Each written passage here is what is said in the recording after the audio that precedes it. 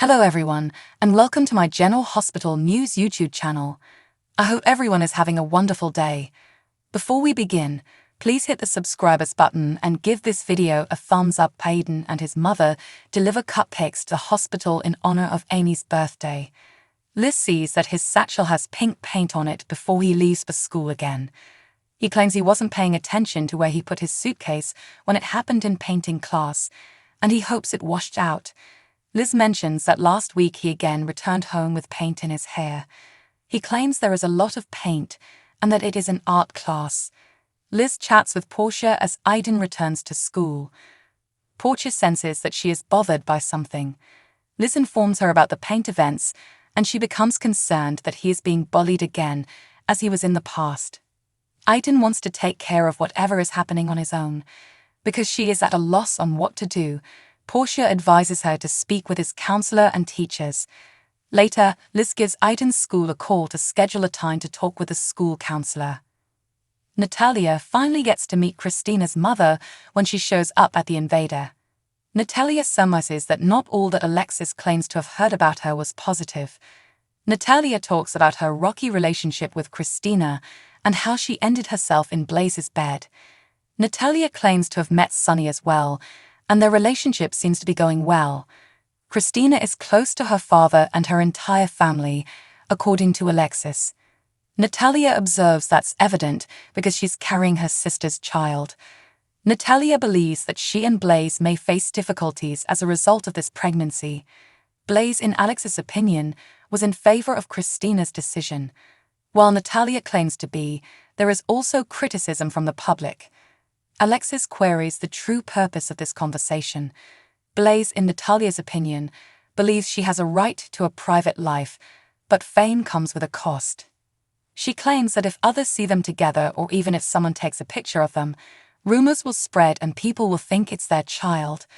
Blaze and Christina can handle everything that comes their way, according to Alexis.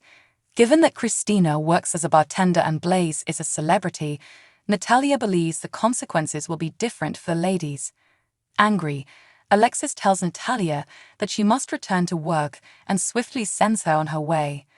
When Alexis tries to vent to Diane, the call ends up on voicemail. In a message, Alexis screams that she met Blaze's mother and it wasn't pleasant. When Maxie meets with Scott in the deception office, she informs him that if Lucy is adamant about being on camera, Home and Heart will not offer them another spot. She begs him to speak with her. Lucy shows up, boasting about her newfound social media fame. Lucy recommends to Scott that they watch her Home and Heart part again in order for her to improve.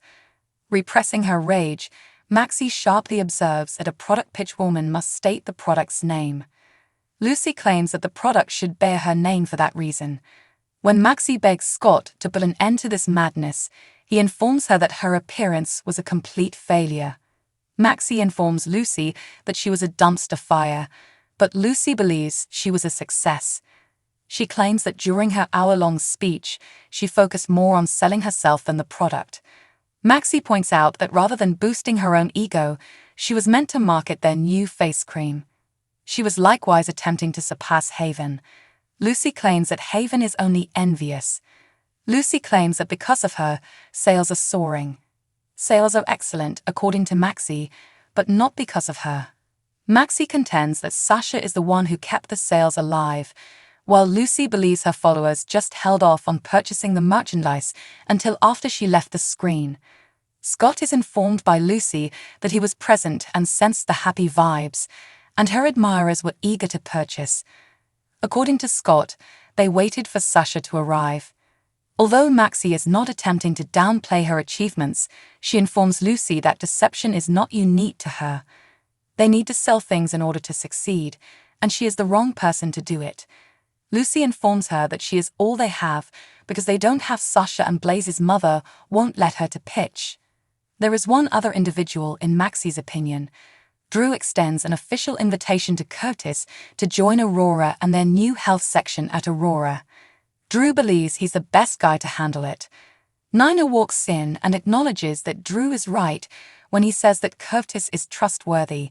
but she questions what he is really in control of. Drew says that Curtis and he are talking about a future collaboration. Nina is excited about Curtis potentially becoming a member of the Aurora family, but caution is advised since Drew is a skilled negotiator. Drew claims not to have overheard her grumbling.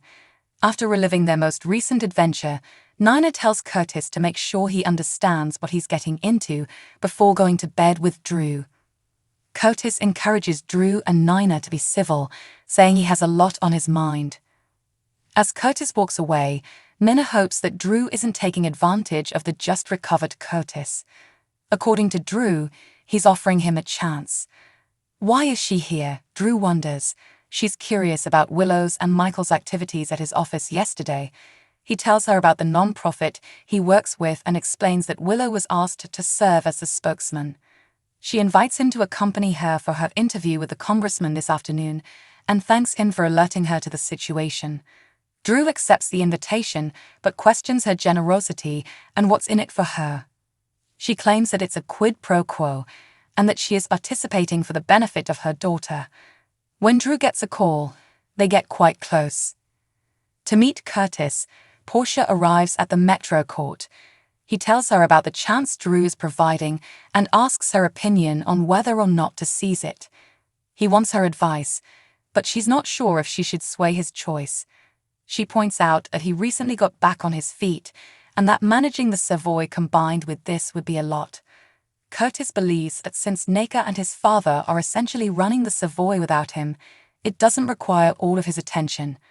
Portia continues to be concerned that Selena would take advantage of his absence to sabotage the club. He tells her that he has Selena under control.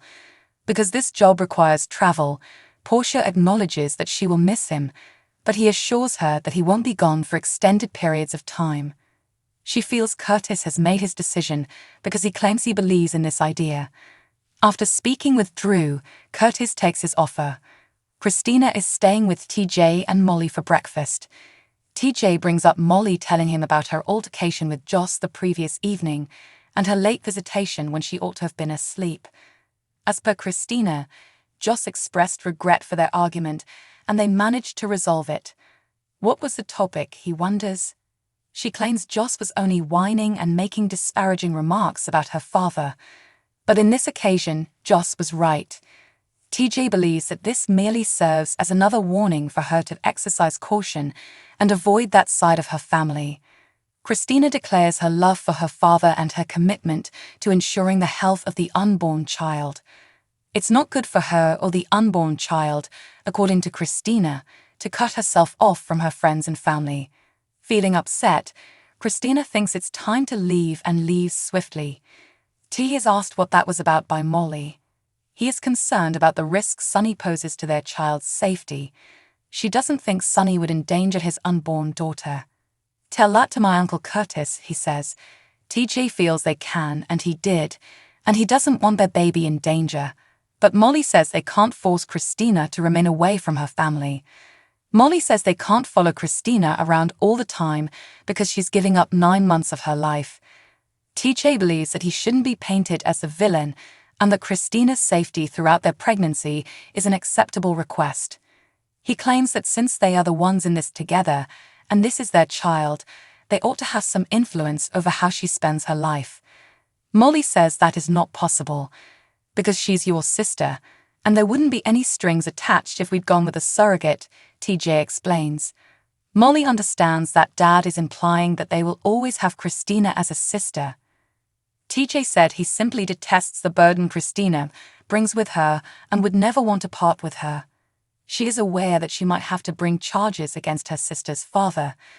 TJ is skeptical of Christina, fearing that after the kid is born, she would force her way into their lives and make them second-guess their parenting.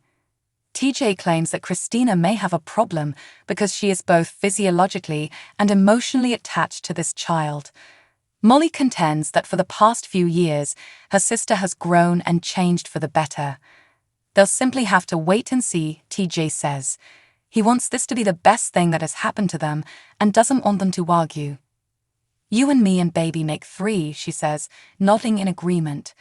Molly leaves for work, but it's obvious that she and TJ are under pressure.